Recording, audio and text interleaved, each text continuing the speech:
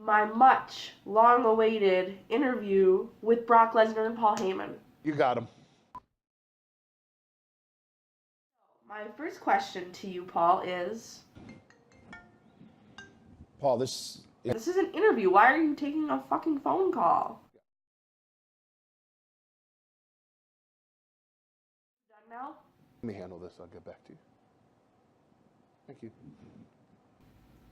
Oh, okay, you're done? Cool. Let's actually get this interview started so I can ask you some hard-hitting questions. Do you think that Brock winning the Universal title is his biggest accomplishment? To be the NCAA Division I heavyweight champion, the UFC World Heavyweight Champion. No. We're not talking about UFC. We're not talking about his whatever other championships. This is WWE related. Stick to the subject, please. So what would you think if Finn Balor faced Brock Lesnar at the Royal Rumble? I can't even conceive that happening. Are you and Vince like on some tirade that you just hate Finn Balor? Brock Lesnar doesn't concern himself with who is in WWE, wants to be in WWE. Brock Lesnar doesn't have to concern himself with anybody else. Yeah, he does. He's the fucking champion. He needs a fucking contender for his title. He can't just sit on his ass at home every 3 months. Oh, wait. He already does that. Which poses my next question. Why is it okay for Brock to sit on his ass at home every 3 months and not defend his title? That's the million-dollar question, isn't it? Yeah, that's part of the reason why I'm interviewing you, because I want to get to the bottom of those hard-hitting questions. We screwed up. And we have to take accountability for that. Yeah, I have to agree with that this whole title reign is pretty screwed up. Like you care. Like you've been sitting up at night worrying how Brock Lesnar can process all of this. I'm wondering how he processes and justifies sitting at home for 3 months. Like, that's what I'm worried about. I don't care, like, personal-wise. I don't respect him. I don't like him. And I don't care if he knows that or not. But my question is, why is it okay and justifiable that he does that? But if anyone else did that, oh my God, the end of the fucking world. Yes, and that includes Roman Reigns. But the humiliation, the embarrassment, there's no excuses that we can offer here. This goes into history. Yeah, I guess you're right. It is pretty embarrassing that Brock can't wrestle for more than 10 minutes. It's embarrassing that he can't show up except for every 3 months. Yeah, there's no excuse.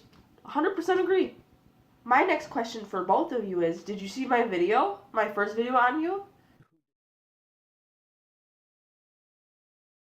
And if so, can I get your reactions?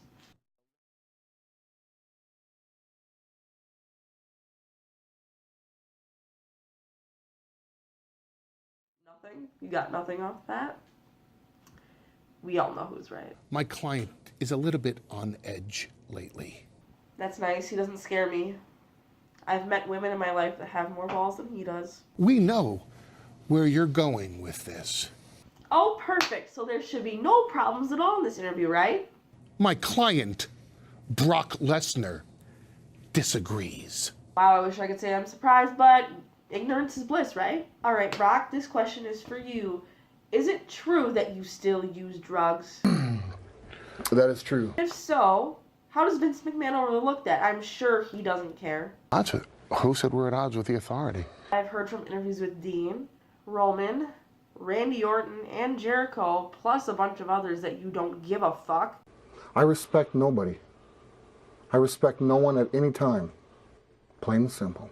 My last question for the both of you is, do you see Brock defending his title at the Royal Rumble? No. Anything else? Why am I not surprised? Now we're going to move into a one-on-one interview with Brock. So, alright, my first question for you is, do you consider yourself a real WWE superstar even though you don't defend your title?